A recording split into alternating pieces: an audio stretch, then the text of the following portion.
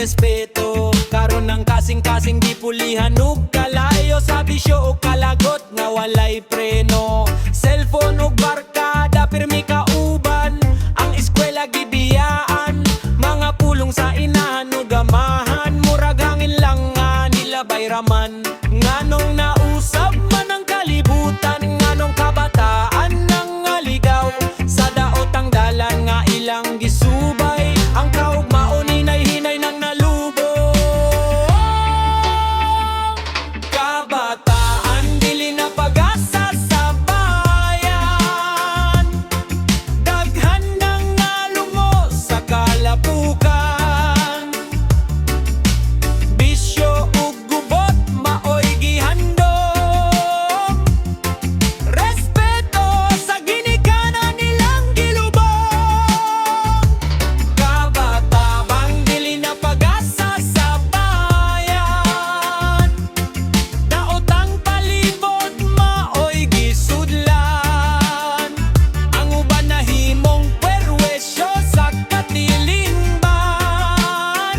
Kagul sa nasod, wala na'y kahumanan.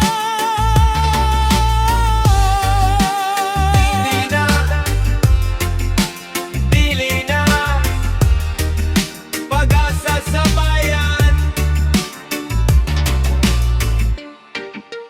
Bayan,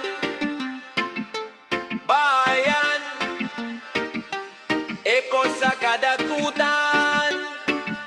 Shabu ug ginom, maoy giuna, kada gabi isigilaglaag, mga damgo sa kaumaon nawala, kay sayop nga impluensya ilang nasagap mo suway ug tubag sa ginikanan, murag wala nay kahadlok, mga tambag dili na paminawon, kay barkada na maoy gisaligan, pero dili pa ulahi ang tanan, kung momata pa ang huna-huna, kayang kabataan kung magbag-o, mahimo gihapon o kahayag sa nasod.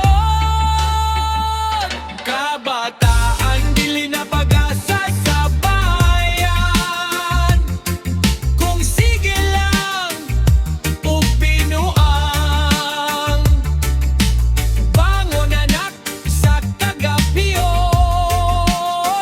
ayaw ihatag imong kaugmaon.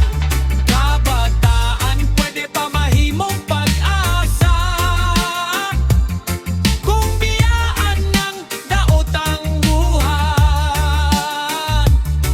respeto ug disiplina ibalik, aron ang nasod dili malumos sa kasakit. Pag-asa, pag-asa, asa na, asa na.